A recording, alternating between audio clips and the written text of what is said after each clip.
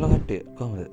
මම උදිතාධිකාරී ඩිටින් මල්ලේ වැරදි ස්ක්‍රිප්ට් එක යකෝ. හරි අයියා හරි.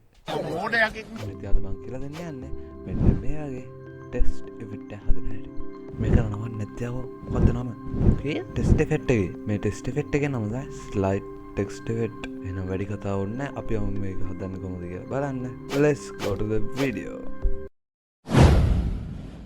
හිතන මෙතනට එන්න ඕන විදිහ මං කියන්න ඕනේ නැහැ කියලා. මම මේකේ විත් එක විදිහට ගත්තේ පික්සල් 1920ක් වගේම height එක විදිහට ගත්තේ පික්සල් 1080. ඊට පස්සේ පික්සල් කියලා තියෙන්නේ. අන්නේ සෙක්ෂන් එකට ගිහිල්ලා මෙතන තියෙන rectangle tool එක ක්ලික් කරලා square select කරලා වීඩියෝ එකේ තියෙන විදිහට මුළු ඩිසයින් එකටම ඇඩ් කරගන්නවා.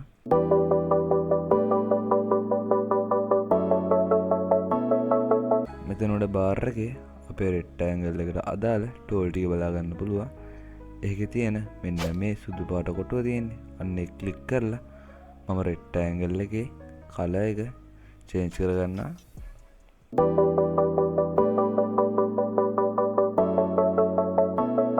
ඊට පස්සේ මෙතන තියෙන ආර්ටිස්ටික් ටෙක්ස්ට් ටූල් එක ක්ලික් කරලා ඩිසයින් එකට ඇවිල්ලා ලෙෆ්ට් ක්ලික් කරපු ගම ටයිප් කරන ගෙනවා. මෙතන මම මගේ වයිටේ නේම් එක ටයිප් කරගන්නවා. දැන් තමයි ආවොත් අමාරුම ටික වටන් ගන්නෙ.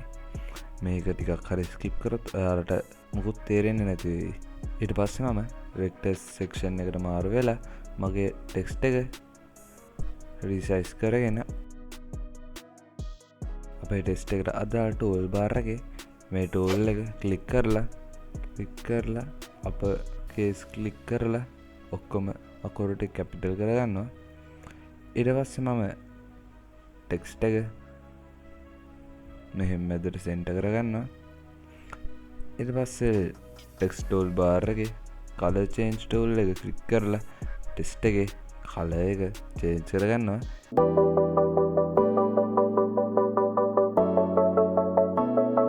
මේ ඒරියල් එක කියන එක ක්ලික් කරලා ෆොන්ට් එක මාරු කරගන්නවා.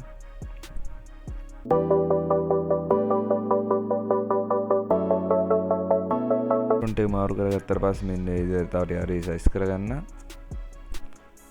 ඊට පස්සේ සෙන්ටර් කරගන්න.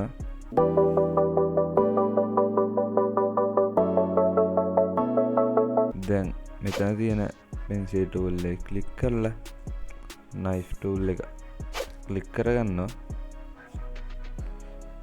ඊට පස්සේ මෙන්න මේ විදිහට කපා ගන්නවා.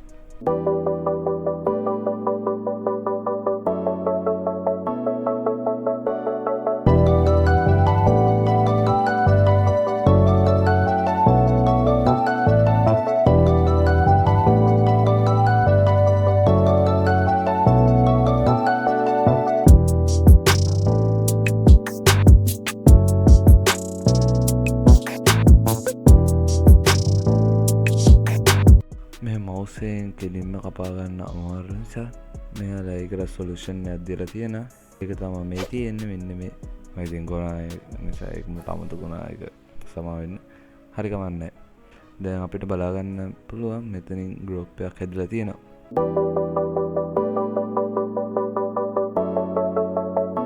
ටූල් බාර් එකේ ඕ ටූල් එක සිලෙක්ට් කරලා ලේයර් පැනල් එකේ තියෙන ගෲප් ලේයර් ක්ලික් කරලා උඩෙන් ටූල් බාර් එකේ තියෙන අන්ගෲප් කියන එක ක්ලික් කරගන්න.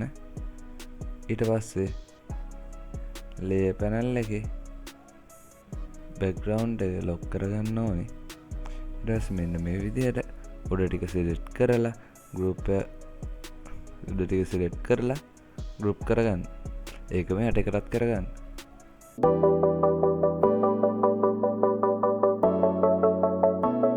ඊට පස්සේ ඒ දෙක මෙන්න මේ විදිහට හදාගන්න.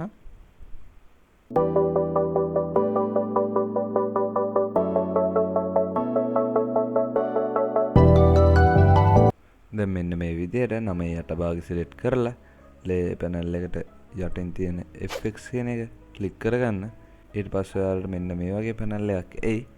දැන් ඒකේ තියෙන outer shadow කියන එක ක්ලික් කරගන්න. shadow එක ගැලපෙන විදිහට හදාගන්න.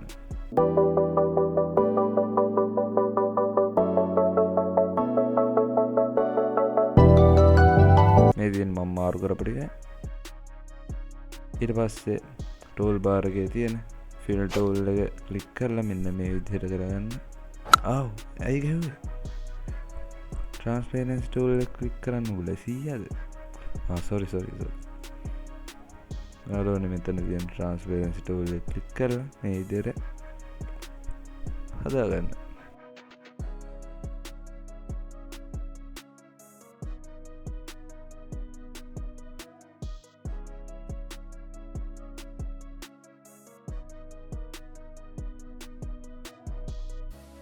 අන්නම තමයි අද වැඩේ උනේ.